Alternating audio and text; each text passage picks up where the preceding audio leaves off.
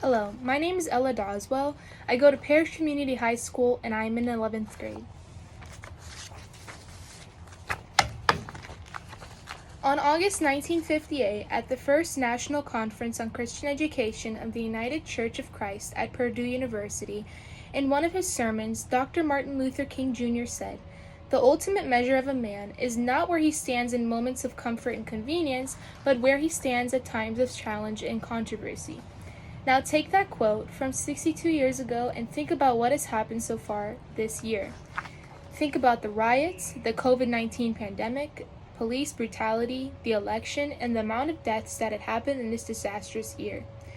Many people describe this year as something out of a movie, a year that seems as if it was a fantasy. What I tend to do is try to imagine what our country would be like if Dr. King was alive today.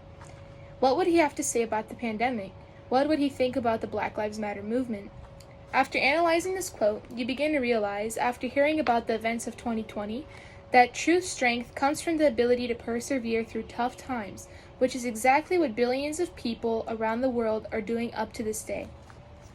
After the tragic death of George Floyd, America went through a series of protests and riots after this 46-year-old black man was killed in public by a police officer who suffocated him by kneeling on his neck and not letting go. It was around May through July when thousands of Americans of all race and gender went out to peacefully protest for the Black Lives Matter movement, which is a social movement advocating for nonviolent civil disobedience and protest against incidents of police brutality and all racially motivated violence against black people.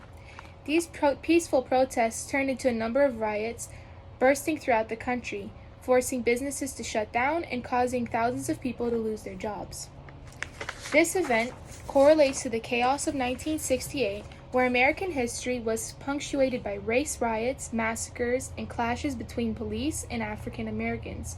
This incident is significant when it comes to Dr. King's quote, due to the fact that MLK's main goal was to fight for equality and human rights for African Americans, the economically disadvantaged, and all victims of injustice through peaceful protests.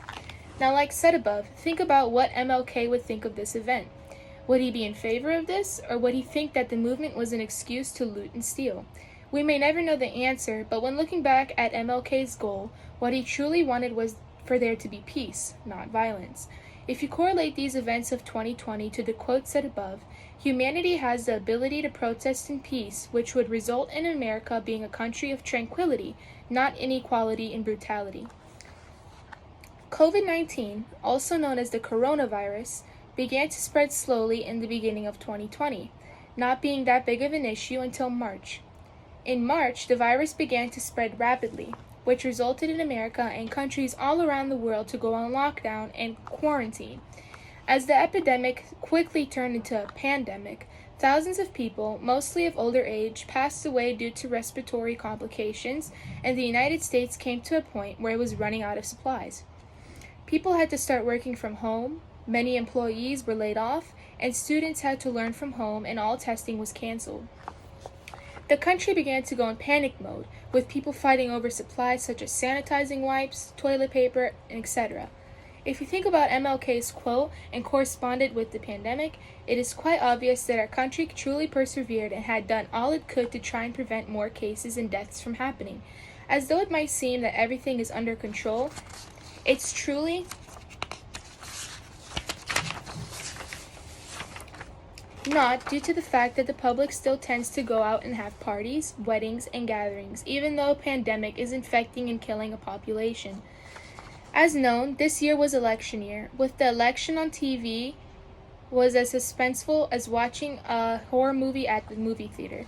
With news headlines showing images of businesses boarding up their windows with metal and wood, it seemed as if America was in for a real purge.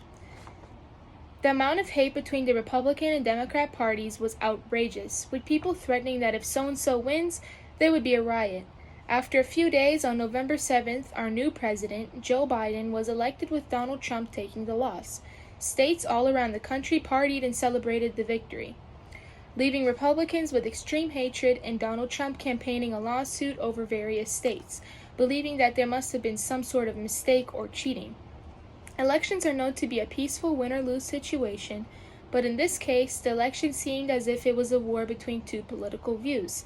In correspondence with MLK's quote from 1958, the quote includes the words, "at times of challenge and controversy," which relates to the election due to the fact that even though America went through a series of controversial views when it came to both candidates, Joe Biden and Donald Trump, people accepted the fact that Biden had won. This shows that even though controversy and constant challenges are thrown at inadequate times, the ability to persevere through those times proves how much strength a country truly has. On a final note, after reviewing all of these events of 2020 and correlating them to the wise words of Dr. King, it is evident that our country and other countries around the world have gone through a long, disastrous year so far, from battling a pandemic, losing jobs, starting riots over police brutality in an election. The year 2020 is one for the books. Ultimately, I believe that Dr. King's quote was not meant to just be for the time period he was fighting for human rights in, but for any time period, especially this year. Thank you.